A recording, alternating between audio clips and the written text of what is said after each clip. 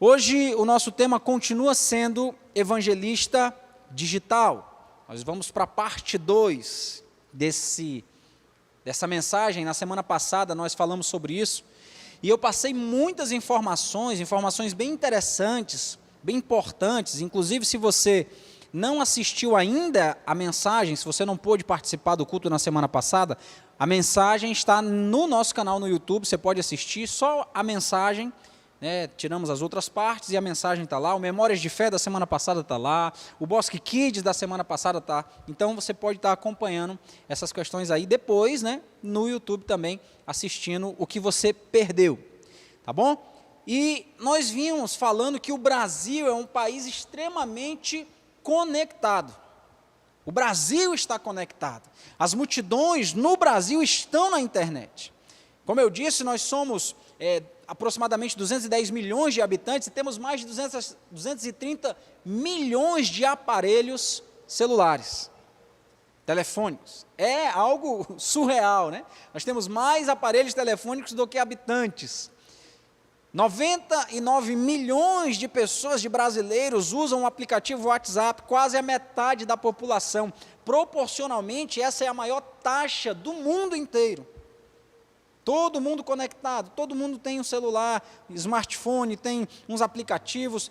As pessoas se viram, na verdade, meio que obrigadas a entrar nesse mundo para poder manter contato, para se conectar, para se atualizar, para resolver não só questões de entretenimento, ou interatividade, ou familiar, mas muitas vezes, e em muitos casos até, de trabalho. Então o Brasil está conectado, as multidões estão na internet no Brasil, e como nós lemos na semana passada, Mateus 5:1, a Bíblia dizendo que Jesus, ao ver as multidões, subiu ao monte e começou a ensinar-lhes. Porque Jesus observou, se tem uma multidão aqui, nesse local, nós precisamos levar a mensagem da salvação. A multidão está aqui na internet, e é nesse local que nós temos que levar então a salvação, mantendo, óbvio, os nossos cultos presenciais assim que possível. Retornaremos, e creio, não está longe, amém? Está ligado aí, junto com você. A Bíblia diz que o que dois ligarem na terra será ligado no céu. Mas, como diz a própria oração que o nosso Jesus nos ensinou, que não seja feita a nossa vontade, mas a vontade do nosso Pai, que no tempo de Deus isso possa acontecer, amém? Então, nós falamos muito sobre isso, sobre essa questão de estarmos conectados, ligados, antenados na internet. E hoje nós vamos continuar falando sobre isso, mas não só sobre o fato de estarmos conectados e de termos a necessidade de levar a palavra de Deus na internet, mas vamos falar sobre como fazer isso. Como fazer para evangelizar de forma eficiente na internet. Como fazer para levar uma palavra que tenha de fato impacto na vida das pessoas através da internet. Será que basta fazer uma postagem com o nome Jesus? Pegar um bannerzinho que tenha lá, bom dia, Jesus te ama, e mandar para as pessoas? Colocar no seu Facebook? Colocar no seu status? Será que isso é o suficiente? Eu tenho um exemplo que eu quero compartilhar aqui com vocês. Há algum tempo eu não vejo mais esse tipo de postagem, mas a gente via bastante isso, e esse eu acho que é um exemplo clássico da ineficiência de algumas postagens que tentam, de alguma forma, impactar a vida de pessoas. Tentam levar a mensagem da salvação, mas às vezes acabam sendo, até como aquela expressão, um tiro que sai pela culatra. Aquela postagem que tinha lá uma imagem de Jesus, olhando assim com uma cara bem fechada, e do outro lado uma cara do diabo também, olhando assim com a cara bem fechada, como aqueles lutadores de UFC, que se encaram um com o outro assim. E tinha escrito embaixo, se você curtir e compartilhar, Jesus vence. Se você só olhar, o diabo vence. Vocês já viram esse tipo de coisa? Quem já recebeu esse tipo de post aí? Tem gente que até marca, fulano, olha aí, não vamos deixar Jesus perder, não vamos deixar o diabo vencer, como se houvesse uma briga entre Jesus e o diabo, e ainda mais uma briga na internet. Queridos, eu garanto a você que isso não faz sentido biblicamente falando, porque Jesus já venceu o diabo. Ele é vencedor sempre, Sempre, sempre, sempre. Não existe uma briga entre Deus e o diabo, onde, né, a gente às vezes até via também aquelas peças de teatro onde Jesus tinha que ficar brigando com o diabo. Eu já vi até um teatro onde Jesus entrava no ringue com o diabo. Isso não é uma realidade bíblica. O nosso Deus, o nosso Jesus Cristo é vencedor. Ele é vencedor desde a eternidade. Então, esse tipo de postagem muitas vezes não é eficiente. Pelo contrário, as pessoas olham e veem que é imaturo, não faz sentido. Eu não estou dizendo que isso não possa ter impactado a vida de alguém de uma forma positiva um dia. Claro que pode. Espero que tenha. Mas na maior parte das vezes é algo que não faz muito sentido, que não ajuda de forma eficiente na evangelização das pessoas. Então, como é que nós podemos fazer para ter um evangelismo virtual eficiente?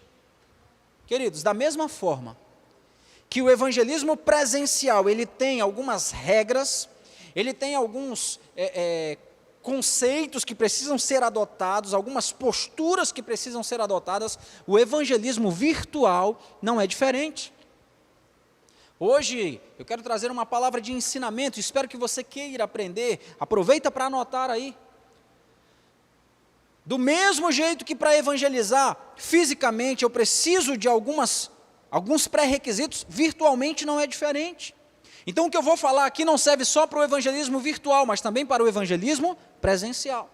Eu quero falar de 4 pontos importantes, para que você tenha um evangelismo eficiente, eficaz, que vai realmente fazer a diferença na vida das pessoas através da internet. Eu quero falar do ponto número 1, então. O ponto número 1 é o seguinte: seja perseverante, não seja um chato. Isso aqui é muito forte, amém? Você vai evangelizar alguém na internet, então seja perseverante, mas não seja um chato. Porque tem gente que não é perseverante, tem gente que é chata. Sabe aquela pessoa que fica incluindo você em grupos, sem pedir sua permissão? Você dorme, quando você acorda, você está lá em não sei quantos grupos, participando do grupo não sei de quem, não sei de onde, a família criou um, o trabalho criou outro, os amigos criaram outro, o pessoal do futebol criou outro, aí o pessoal da igreja criou outro, um monte de gente criando grupos, sem a necessidade de criar, colocando você, e aí principalmente quando se trata de evangelismo, queridos, isso é algo ruim, porque a pessoa se sente invadida na sua privacidade. Poxa, nem falou nada comigo, fica me mandando toda hora um monte de coisa. Você pode pensar assim, não pastor, mas nós temos que pregar, gostem eles ou não. Não foi isso que Jesus nos ensinou. Olha o que a Bíblia diz em Mateus 10,14. Diz assim a palavra de Deus, Mateus 10,14. Se alguém não os receber, nem ouvir suas palavras, sacudam a poeira dos pés, quando saírem daquela casa ou cidade. Se alguém não quiser ouvir você, Jesus disse assim, olha, vai embora. Seja perseverante, mas não seja chato. Tem gente que é chata.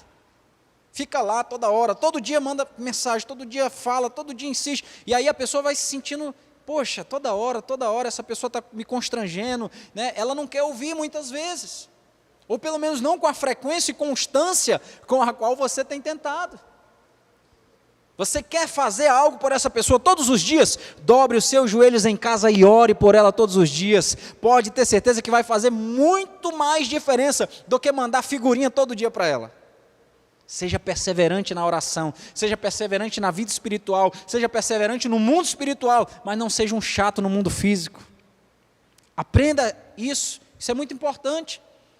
A gente vê aí aqueles modelos de evangelização que tinha antigamente na rua, né? Não vou citar nomes aqui, mas obviamente todos vão lembrar e reconhecer, mas a questão não é ofender, amém? Não se trata de ofender aqui, nós sabemos respeitar, mas era algo que se tornava chato. Aqueles evangelistas que chegavam na sua casa na hora do almoço. Na hora do almoço, né? Poxa vida, agora, cara. Se torna chato, a pessoa até, ela já endurece o coração para a mensagem. Não seja um evangelista virtual chato. Seja um evangelista virtual perseverante em nome de Jesus, amém? O ponto número 2 é algo também muito importante. O ponto número 2 é o seguinte: entenda que quem prega é você, mas quem convence é o Espírito Santo, aleluia. Você prega a mensagem, mas quem que convence a pessoa do pecado? Quem que convence ela que precisa haver uma mudança em sua vida? É você com seu argumento? Com a sua teologia? Com a sua chatice muitas vezes? Não, claro que não. Quem convence o homem, a própria palavra nos diz isso, João 16, versículos 7 e 8, Jesus fala o seguinte: mas eu lhes afirmo, que é para o bem de vocês que eu vou. Se eu não for, o conselheiro não virá para vocês, mas se eu for, eu o enviarei. E quando ele vier, convencerá o mundo do pecado, da justiça e do juízo. Quem que vai convencer? O Espírito Santo, que está em nós, que está no nosso meio, que está indo juntamente com as nossas palavras, com a nossa pregação, com a mensagem da salvação. Mas entenda, não é você que vai convencer a pessoa. Isso pega um pouco, de novo, no tópico número 1, de não ser chato, mas pega principalmente num tópico que eu acho muito importante, que é a necessidade de ver a transformação imediata da vida das pessoas. E isso não funciona assim, queridos. Não funciona assim. Nós mesmos ainda estamos em um processo de constante santificação, regeneração, mudança de conduta. Quantas coisas eu me pego tendo que mudar hoje, como pastor, como ser humano, como marido, como filho, como pai. As mudanças, elas acontecem devagar. Lógico, pode acontecer de alguém de uma hora para outra receber Jesus e pum, fazer uma mudança literal, rápida. Pode acontecer, claro que pode, mas cada pessoa é uma pessoa, porque quem trabalha na vida dele é o Espírito Santo, quem trabalha no coração é o Espírito Santo. Não force.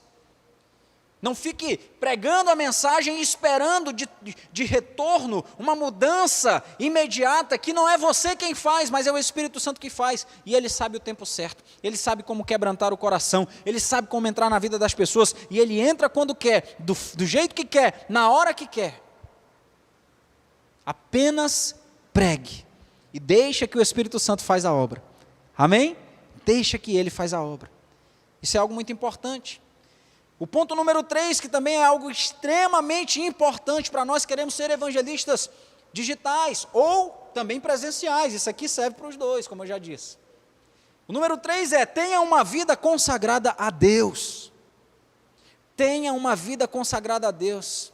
Do mesmo jeito, queridos, que tudo que eu estou falando aqui, não pode ser só palavra, não pode ser só teologia, precisa estar carregado de unção, precisa estar carregado de uma vida consagrada a Deus, de oração, de jejum, de quebrantamento, de sensibilidade ao Espírito Santo, uma vida consagrada, devocional a Deus, entregue a Ele diariamente.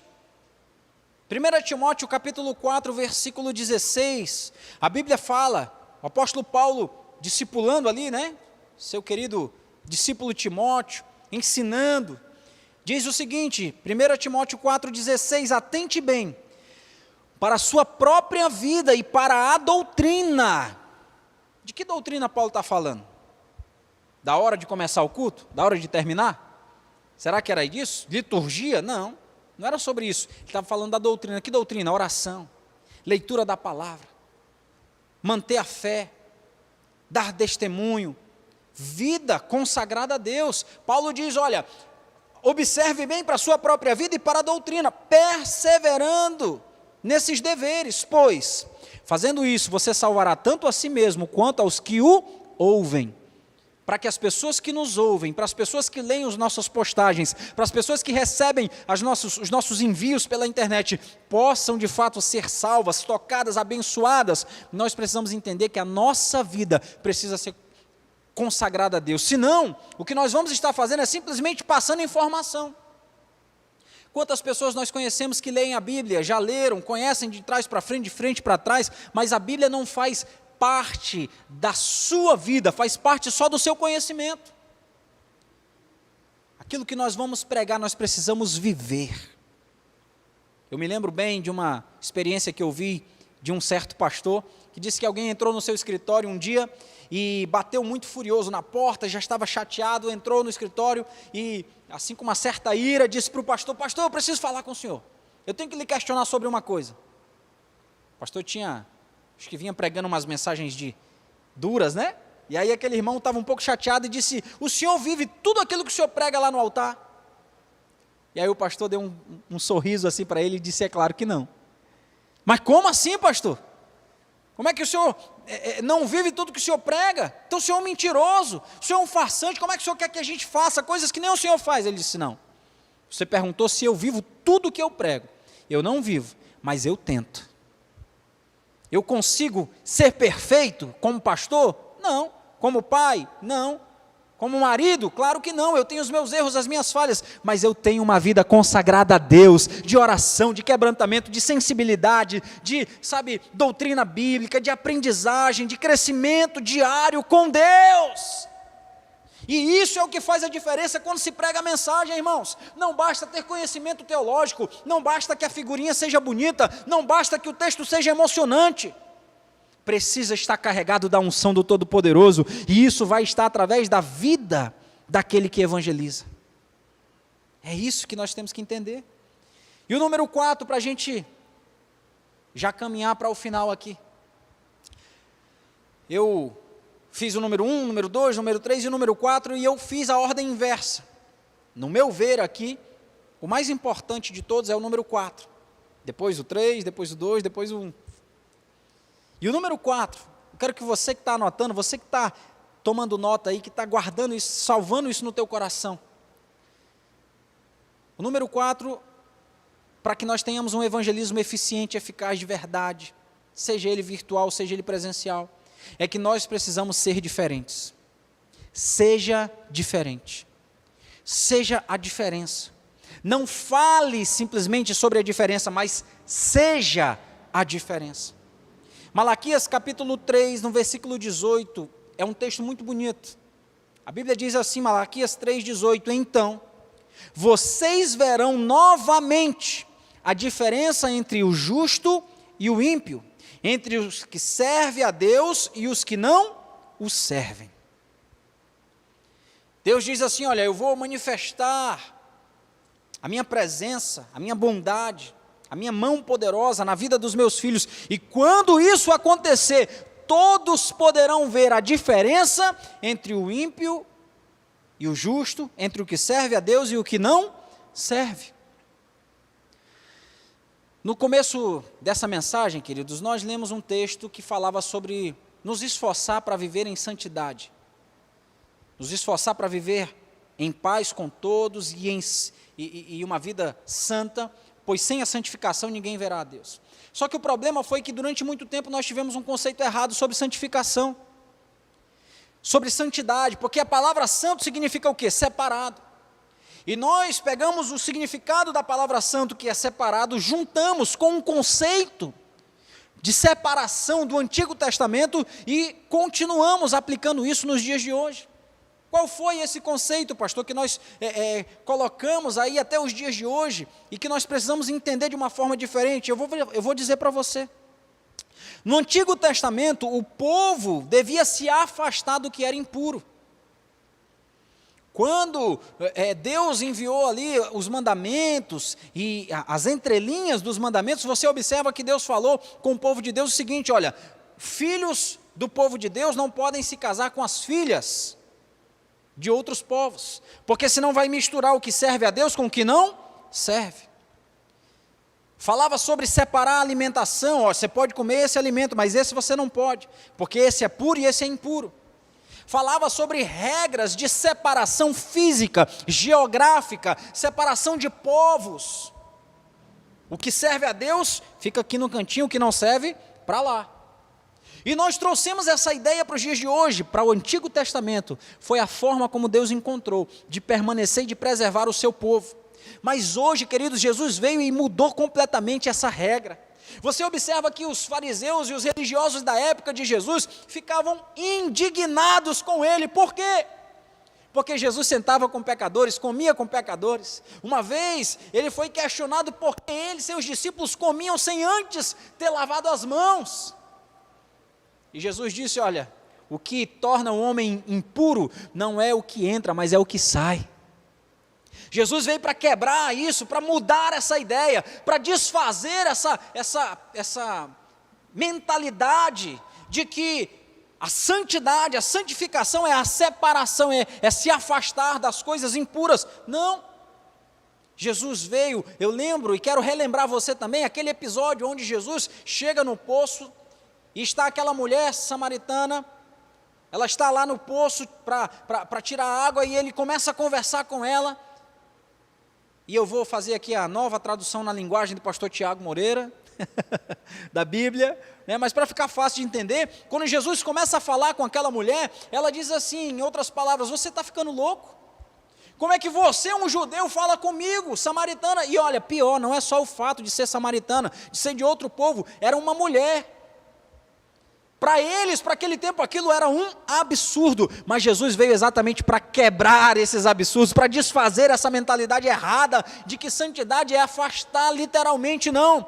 Santidade não é a diferença que você faz no aspecto de se afastar, mas é a diferença no aspecto do seu caráter, da sua vida, de quem você é, independente do local onde você esteja. Queridos, nós sabemos que o mundo, como diz a própria palavra de Deus, jaz no maligno.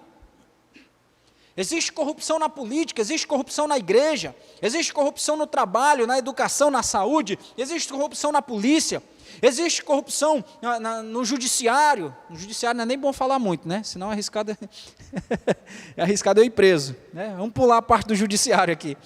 Mas existe corrupção em todo canto. Agora o que nós vamos fazer? Vamos criar uma bolha, nos trancar dentro dessa bolha e ficar lá dentro da bolha. Por quê? Porque eu tenho que ser santo, eu tenho que ser separado. Não, não é isso. Quando a Bíblia diz que você vai ser separado, que você vai ser santo, ela está dizendo que você vai estar, muitos aqui estarão no judiciário, muitos estarão na política, muitos estarão na educação, na saúde, sabe, no meio dos advogados, no meio da igreja, no meio de tantas questões que são vistas com maus olhos, porque é corrupto, é ruim, denigre. Não, você vai estar lá para fazer a diferença, em nome de Jesus. Seja diferente. E aí eu quero entrar agora na internet. Seja diferente na internet. Se alguém acessar o seu perfil hoje, ela vai conseguir perceber que você é cristão, que é cristão de verdade. Se alguém tiver acesso ao seu WhatsApp, vai perceber que você é cristão. Vai dar para ver a diferença entre o justo e o ímpio? Ou vai parecer que é tudo a mesma coisa? Será que nós vamos imaginar que todos são iguais? Porque o conteúdo do que você visita, do que você compartilha, do que você recebe, do que você absorve pela internet, vai falar muito sobre você.